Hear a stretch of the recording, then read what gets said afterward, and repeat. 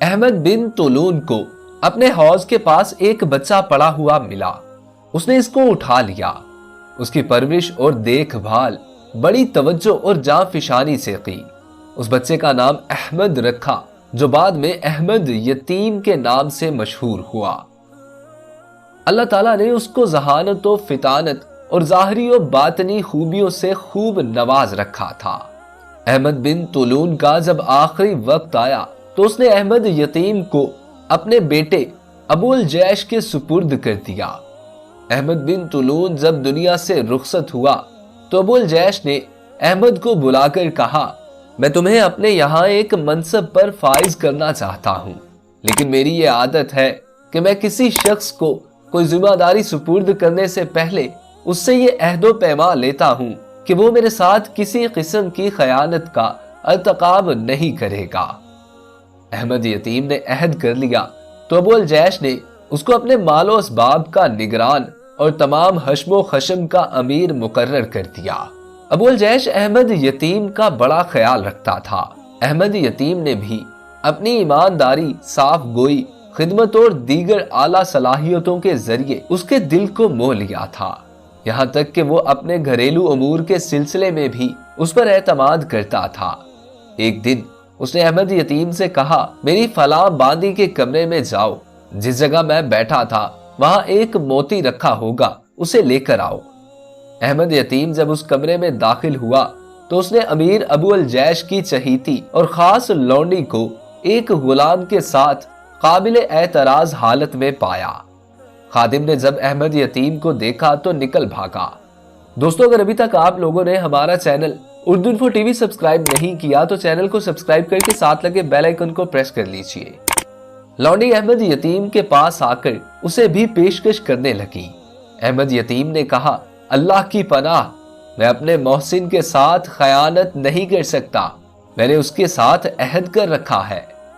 یہ کہہ کر اس نے موتی اٹھایا اور امیر کی خدمت میں جا کر پیش کر دیا۔ احمد یتیم کی لونڈی کے یہاں سے اس طرح چلے آنے کے بعد وہ شدید ڈر اور خوف میں مبتلا ہو گئی کہ کہیں وہ امیر کو خبر نہ کر دے، مگر جب کچھ دن اطمینان سے گزر گئے تو امیر کے مزاج میں کوئی غیر معمولی تبدیلی نظر نہ آئی تو لونڈی کے خوف میں کچھ کمی واقع ہوئی۔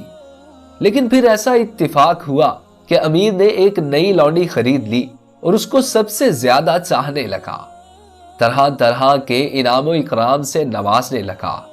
پہلی لونڈی نے جب یہ صورتحال دیکھی تو وہ دل ہی دل میں کڑنے لگی۔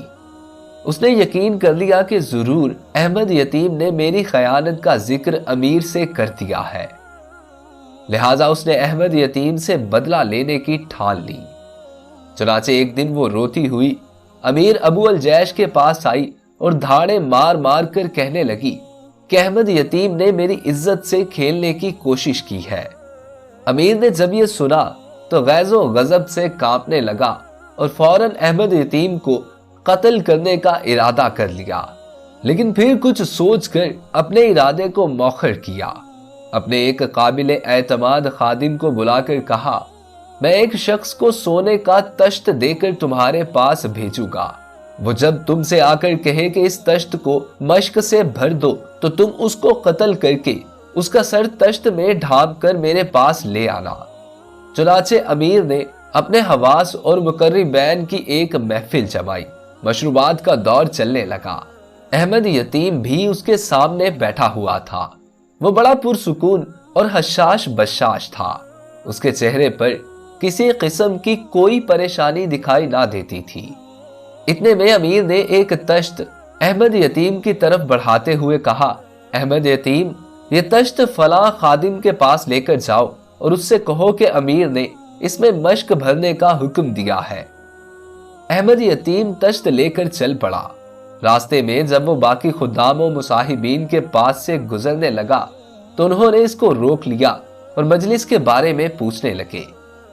احمد یتیم نے جان چھڑانے کی کوشش کی اور کہا کہ مجھے امیر نے کسی کام سے بھیجا ہے، لیکن انہوں نے احمد یتیم کی ایک نہ سنی اور کہا، کسی دوسرے کو بھیج دو، جب وہ لے آئے گا تو پھر تم امیر کی خدمت میں لے جانا۔ چنانچہ اس نے ادھر ادھر دیکھا تو اس کی نظر اس خادم پر پڑی जिसको उसने बांदी के साथ काबिल एतराज हालत में देखा था। अहमद यतीम ने उसे तश्त थमाते हुए कहा, फला खादिम के पास जाकर उससे कहो कि अमीर ने हुक्म दिया है कि इसको मश्क से भर दो।